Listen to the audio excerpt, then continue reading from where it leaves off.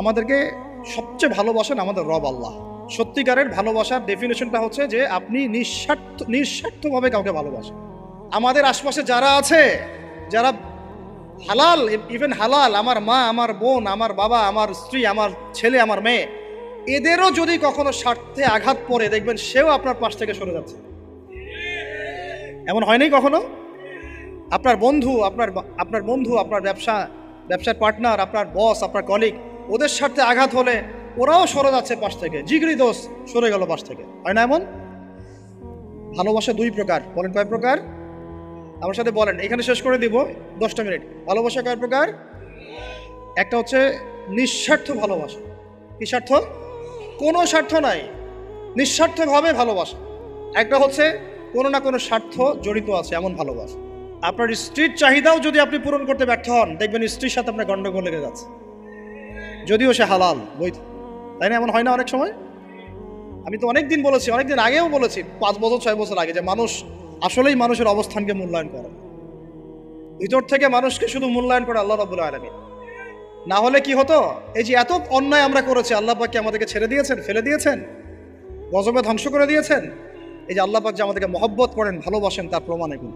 আল্লাহ পাক চান যে আমরা যেন ফিরে আসি। আল্লাহ পাক বলছেন, সারা দুনিয়ার সমান গুনাহও যদি সে করে ফেলে, আসমানের সমানও গুনাহ করে ফেলে, খালি তওবা করে ফিরে আল্লাহকে বলবে, আস্তাগফিরুল্লাহ আল্লাযী লা ইলাহা ইল্লা হুয়াল হাইয়ুল কাইয়্যুম ওয়া আতুবু ইলাইহি। আল্লাহ পাক বলছেন, খালেস তওবা করলে গুনাহ তো মাফ করে দিবই, আগের গুনাহগুলোকে নেকি দিয়ে পরিবর্তন করে দিব। না ভালোবাসা না? আল্লাহ পাক সৃষ্টি করেছেন আমাদেরকে ভালোবেসে। কোরআন খোলেন, সূরা সদ পড়েন, সূরা সদের মধ্যে দেখবেন আল্লাহ বলছেন, খালাকতু বিয়াদি মা মানাআকা আল্লা তাসজুদা খালাকতু বিয়াদাই, মানে তুমি ইবলিস কেন তাকে সিজদা করলে না যাকে আমি নিজ হাতে সৃষ্টি করেছি? এটা মহব্বতের বহিঃপ্রকাশ না? আল্লাহ আমাদেরকে নিজ হাতে সৃষ্টি করেছেন। আল্লাহ পাকের হাত কেমন এটা আমরা ব্যাখ্যা করতে যাব না, এর হাতের অর্থ কি সেটাও ব্যাখ্যা করার, তাওয়িল করার দরকার নাই। কোরআনে আসছে যেভাবে সেভাবে আমরা ঈমান রাখবো, ঠিক আছে ভাই?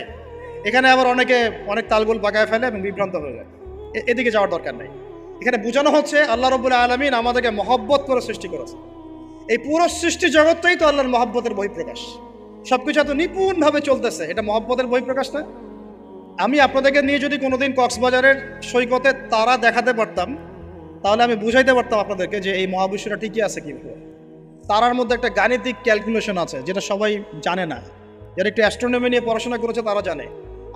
আপনার মানে মাথার বিবেকই উল্টায় যাবে যে এত সূক্ষ্মভাবে কিভাবে আল্লাহ রাব্বুল আলামিন এই মহাবিশ্ব সৃষ্টি করলেন।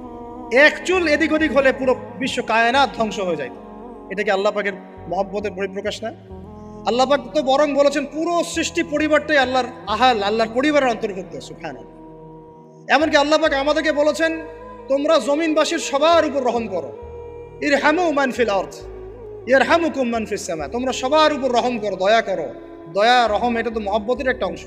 তোমরা সবার উপর দয়া করো, রহম করো, মহব্বত করো। এটা কি হবে? তাহলে আল্লাহ পাক আসমানে যিনি আছেন, আল্লাহ পাক তোমাদের উপর রহম করবে। আমরা সেই মহান সত্তার ভালোবাসার থেকে বের হয়ে হারাম এই যৌন ভালোবাসার দিকে যাওয়ার চেষ্টা করেছি। আসলে এটা ভালোবাসা না, যৌনতা, এর দিকে যাওয়ার জন্য এইসব করছি। আল্লাহ পাক আমাদেরকে মাফ করে যেন হেদায়েত দান করেন। আল্লাহ পাক কত ভালোবাসেন এটা নিয়ে বলতে গেলে আজকে রাত শেষ হবে। দেখেন, আল্লাহ রাব্বুল আলামিন আদম আলাইহিস সালামকে সৃষ্টি করেছেন, করে সমস্ত নাম শিক্ষা দিয়েছেন। নাম মানে হলো ইলম। নাম মানে কি? ভালো না বাসলে আল্লাহ পাক কাউকে সবচেয়ে সেরা কিছু দান করেন। সূরা ৩ আল্লাহ পাক কি বলেছেন? ওয়া তিন ওয়া যাইতুন, এগুলো শপথ করে, লাকাদ খালাকনাল ইনসানা ফি আহসানি তাকওয়িম, মানুষকে সবচেয়ে শ্রেষ্ঠ কাঠামো আল্লাহ পাক দিয়েছেন, দেন নাই? কাউকে যদি মহব্বত না করা হয়, তাকে আপনি সবচেয়ে সেরাটা কি দিতে পারবেন? আল্লাহ পাক আমাদেরকে মহব্বত করেন, ভালোবাসেন, এবং আল্লাহ চান আমরাও যেন তাকে মহব্বত করি, তাকে ভালোবাসি। এবং আমরা যদি কাউকে ভালোবাসি, আল্লাহর জন্য ভালোবাসবো। কাউকে ঘৃণা করি, আল্লাহর জন্য ঘৃণা করি। মহব্বত আল্লাহর জন্য, ঘৃণাও কার জন্যে? আল্লাহর জন্য। আল্লাহ পাক সমস্ত ইলম শিক্ষা দিলেন, এটা কি ভালোবাসার বহিঃপ্রকাশ না? নূহ আলাইহিস সালামের কওম দীর্ঘদিন আল্লাহর কথা শোনে না, আল্লাহ পাক সবর করলেন, ধৈর্য ধরলেন, গজব দিলেন না, শেষ পর্যায়ে গিয়ে আযাব দিয়েছেন। এই যে আল্লাহ পাক সুযোগ দেন, সময় দেন, এটাকে আল্লাহ পাকের ভালোবাসা, দয়া না? এরকম প্রত্যেকটা কওমের ক্ষেত্রে হয়েছে। আমি তো ফিল করলাম এই ভালোবাসা নিয়ে ঘাটাঘাটি করতে গিয়ে যে আসলে আল্লাহ পাক যে আমাদেরকে সবচেয়ে বেশি মহব্বত করেন, তার সবচেয়ে বড় নিদর্শন কি জানেন? আমাদের কাছে আল্লাহ রাব্বুল আলামিন আল কোরআনের মতো কিতাব নাজিল করেছেন, আর আমাদেরকে আল্লাহ পাক নবী মুহাম্মদ সাল্লাল্লাহু আলাইহি ওয়াসাল্লামের উম্মত বানাইছেন। আল্লাহ পাক যে নবী মুহাম্মদ সাল্লাল্লাহু আলাইহি ওয়াসাল্লামকে এই দুনিয়াতে পাঠিয়েছেন না, এটাই সবচেয়ে বড় মহব্বত, সবচেয়ে বড় রহমত। কারণ তার সুন্নতে এমন কিছু নাই যেটা আপনি খুঁজে পাবেন না। আর তিনি আমাদেরকে যে মহব্বত করতেন, মুহাম্মদ সাল্লাল্লাহু আলাইহি ওয়াসাল্লাম আমাদেরকে যে মহব্বত করতেন, তিনি আমাদেরকে বলতেন যে আমরা তার ভাই। আমরা তার কি ভাই? মানে কি মায়ের পেটের ভাই? এটা বোঝানো হয় নাই। একটা হাদিসে তিনি বলেছেন আমি তো পিতৃতুল্য। তার মানে কি সত্যি সত্যি বাবা সন্তানের সম্পর্ক? রুহানি পিতা। তিনি কি ইমাম নন? তিনি ইমাম, তিনি নেতা, তিনি আমাদের শিক্ষক, তিনি নবী। তো তিনি আমাদেরকে যে মহব্বত করতেন, তিনি একদিন বলছিলেন নবী সাহাবীদের সামনে, কাশ আমি যদি আমার ভাইদেরকে দেখতে পেতাম। সাহাবীরা বলছেন ইয়া রাসূলুল্লাহ আমরা কি আপনার ভাই না? তখন নবীজি বলছেন না, তোমরা আমার সাহাবী। আমার ভাই তারা যারা আমাকে না দেখেই আমার প্রতি ঈমান নিয়ে আসবে। প্রত্যেক নবীকে আল্লাহ পাক একটা দোয়া করার চান্স দিয়েছে। কয়টা ভাই? এমন একটা দোয়া যেটা করলে আল্লাহ পাক কবুল করবেনই করবেন। করলে আল্লাহ পাক কি করবেন? অবশ্যই কবুল করবেন। নবী সাল্লাল্লাহু আলাইহি ওয়াসাল্লাম বলছেন যে সমস্ত নবী এই দোয়াটা পৃথিবীতে করে ফেলেছে। আমি এই দোয়াটাকে মুলতবি রেখেছি যে কাল কিয়ামতের মাঠে আমি আমার উম্মতের জন্য সুপারিশ করব ইনশাআল্লাহ। এবং নবী সাল্লাল্লাহু আলাইহি ওয়াসাল্লামের সুপারিশে বহু কবিরা গুনাহগার মুসলমান যারা জাহান্নামের ফয়সালা হয়ে গেছে, তাদেরকে আল্লাহ পাক কিছুটা শাস্তি ভোগ করালে হলেও আবার জান্নাতে নিয়ে আসবে। তিনি আমাদেরকে মহব্বত করেন না? করতেন না? চিন্তা করে তাহলে আমরা তার দিনকে কি মহব্বত করলাম, আমরা তার হুকুম হাকামের বিধিবিধান সুন্নতের কি মহব্বত করলাম, চিন্তা করেন। একটা হাদিসে নবীজি স্পষ্ট করে বলছেন এটা আমাদের জন্য একটা কষ্টি পাথর। এটা একটা কি কষ্টি পাথর। তিনি বলছেন লা ইউমিনু আহাদুকুম, তোমাদের মধ্যে কেউ মুমিন হইতে পারবে না। কি হইতে পারবে না? মানে প্রকৃত মুমিন হইতেই পারবে না তোমরা। এ আমার উম্মত, তোমাদের মধ্যে কেউ প্রকৃত মুমিন হইতেই পারবে না যতক্ষণ না হাত্তা আকুনা আহাব্বা ইলাইহি মিন ওয়ালিদিহি ওয়ালাদিহি ওয়ান নাসি আজমাইন, যতক্ষণ না আমি মুহাম্মদ সাল্লাল্লাহু আলাইহি ওয়াসাল্লাম তোমাদের কাছে নিজের কি সন্তান, নিজের বাবা মা এবং সমস্ত মানব জাতির থেকে বেশি প্রিয় না হচ্ছে। হাদিসটা আবার বলি, নবীজি বলছেন কেউ ততক্ষণ পর্যন্ত প্রকৃত মুমিন হতে পারবে না যতক্ষণ না আমি মুহাম্মদ সাল্লাল্লাহু আলাইহি ওয়াসাল্লাম তার কাছে তার সন্তান, তার পিতা, এমনকি সমস্ত মানব জাতি থেকে বেশি প্রিয় না হচ্ছে। আমরা যারা আগামীকালকে এইটার প্রিপারেশন নিয়েছি, আসলে কি আমাদের কাছে নবী প্রিয় বেশি না আমাদের দুনিয়ার স্বার্থ বেশি প্রিয়? যারা এগুলো করবে তাদের কাছে কি সত্যি নবী প্রিয়? তাহলে তারা করতে পারতো না। যদি নবী আমাদের কাছে সবচেয়ে বেশি প্রিয় না হয়, আমরা মুমিন হতে পারছি না। আর যাদের কাছে নবী প্রিয় তারা কখনো এমন হারাম কাজে যেতে পারবে না। যারা যাচ্ছে তারা কখনোই নবীকে ভালোবাসে না, কোশ্চিনকালেও না। শোনেন, ওমর রাদিয়াল্লাহু আনহুর নাম শুনেন নাই? বললে অনেক কথা ভাই, অনেক কথা, কোনটা রেখে কোনটা বলে। ওমর রাদিয়াল্লাহু আনহু একদিন এসে বলছেন খলিফাতুল মুসলিমিন, মুসলিমদের তিনি খলিফা। জান্নাতের সুসংবাদপ্রাপ্ত 10 জন সাহাবীর একজন। জান্নাতের সার্টিফিকেট পেয়েছেন পৃথিবীতে কয়জন সাহাবী? একটা হাদিসে একসাথে 10 জন। ওই 10 জনের অন্যতম একজন, যিনি এমন শাসন ব্যবস্থা পৃথিবীতে প্রতিষ্ঠা করেছিলেন যার মতো মিসাল এখন পর্যন্ত পৃথিবীতে আর দেখা যায় নাই। একটা হাদিসে আসছে যে রাস্তা দিয়ে ওমর হাঁটে ওই রাস্তা দিয়ে শয়তান হাঁটে না। কি বুঝলেন? শয়তান যদি দেখে ওই যে ওমর, ও আর ওই যাবেন ওই রাস্তার মধ্যে। এই হচ্ছে ওমর ইবনে খাত্তাব।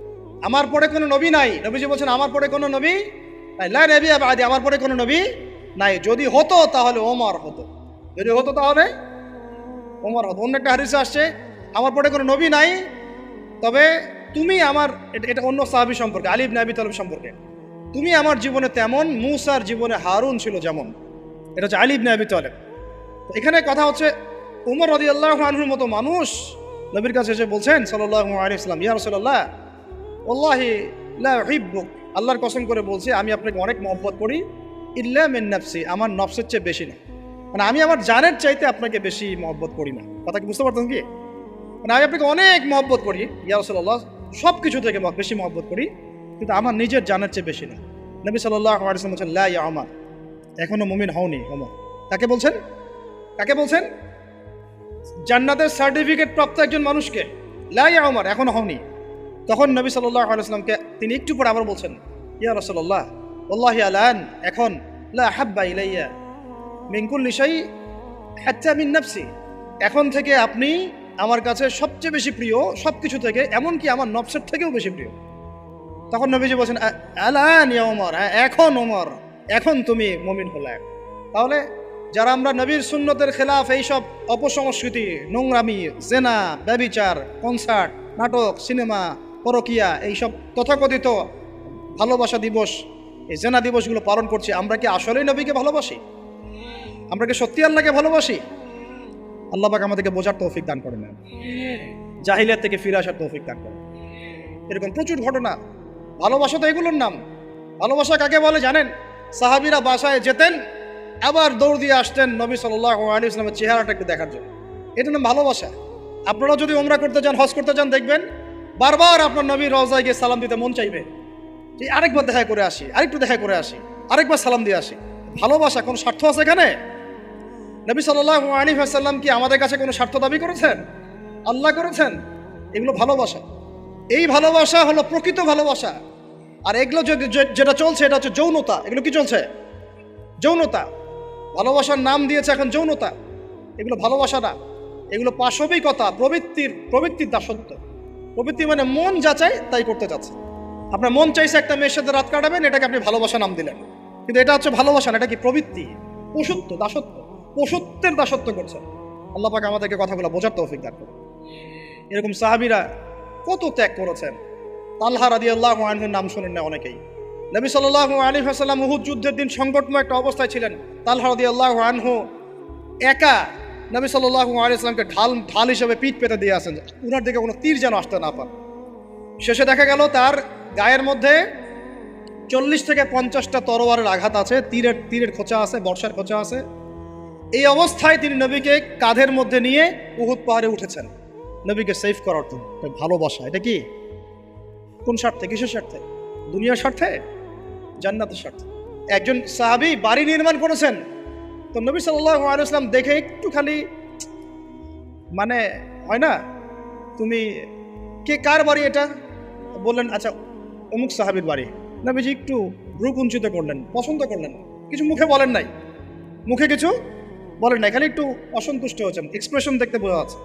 তখন ওই সাহাবীকে জানানো হলো, তোমার বাসার সামন দিয়ে তো আল্লাহর নবী সেদিন হেঁটে গেলেন, তারপরে আমার বাসা দেখে, তোমার বাসা দেখে আল্লাহ নবী সাল্লাল্লাহু আলাইহি ওয়াসাল্লাম একটু অসন্তুষ্টি প্রকাশ করেছিলেন, মুখে কিছু বলেন নাই, এক্সপ্রেশন ছিল একটু অসন্তুষ্টিমূলক। 3 দিনের মধ্যে সেই বাড়ি ভেঙে গুড়িয়ে দিয়েছে। যেই বাসা দেখে আল্লাহ নবী সন্তুষ্ট হন না, আমি বাসা রাখবই না। ভালোবাসা কিসের জন্যে? কার জন্যে? কার স্বার্থে বলেন? আল্লাহর জন্যে, জান্নাতের জন্য, আল্লাহর স্বার্থে, আল্লাহর জন্য। কতগুলো বলে শেষ করবো আপনাদেরকে। সাদ বিন আবি ওয়াক্কাস রাদিয়াল্লাহু আনহু উহুদ যুদ্ধের দিন এইরকম করে তীর নিক্ষেপ করছেন। আল্লাহ নবী বলছেন, ইয়া সাদ, হে সাদ, তীর ছোড়ো, তোমার জন্য আমার পিতামাতা কুরবান হোক। আশপাশে 9 জন ছিল, তার মধ্যে একজন করে শহীদ হতে শেষে 2 জন বেঁচে থাকলো, সাদ বিন আবি ওয়াক্কাস, তালহা বিন উবাইদুল্লাহ রাদিয়াল্লাহু আনহু। এগুলো তারা কেন করেছেন? ভালোবাসার জন্যে। ভালোবাসা এগুলোর নাম। কতগুলো বললে শেষ করবো আপনাদেরকে বলেন। নবী সাল্লাল্লাহু আলাইহি ওয়াসাল্লামের কাছে একজন সাহাবী আসেন ইসলাম কবুল করতে এসে হাতের মধ্যে কিছু বালা, আংটি থাকে না, এগুলো ছিল, এগুলো খুলে ফেলে দিয়েছেন নবী সাল্লাল্লাহু আলাইহি ওয়াসাল্লাম, খুলে ফেলে দিয়েছে। তো একটা খুব দামি সোনার আংটি ছিল, ফেলে দেওয়ার পরে অনেকে বলছে, তুমি তো এখন মুসলিম হয়েছো, ইসলাম কবুল করেছো, তো আচ্ছা ঠিক আছে, ওইটা না হয় নবীজি পড়তে নিষেধ করেছেন, তুমি ওইটা নিয়ে বিক্রি করে দাও, বিক্রি করে না হয় ওই টাকা দিয়ে অন্য কিছু করো। তিনি বলছেন, কখনো না, আমার হাত থেকে আল্লাহ নবী খুলে একটা জিনিস ফেলে দিয়েছেন, আমি সেটা আবার নিতে যাব? কিসের জন্য এগুলা? এটা ভালোবাসা, মুহাব্বত।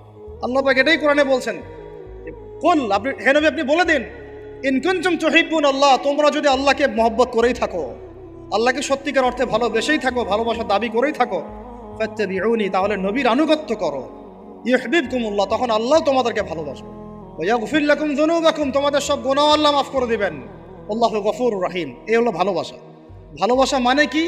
ভালোবাসা মানে হচ্ছে আস-সামউ ওয়াত তাআ, আমি নবী এবং আল্লাহ এবং তার রাসূলের কথা শুনবো এবং আনুগত্য করব, শুনবো, এবং এর নাম ভালোবাসা। শুনবো, আনুগত্য করবো। তাহলে আমরা কি শুনবো, কি আনুগত্য করবো?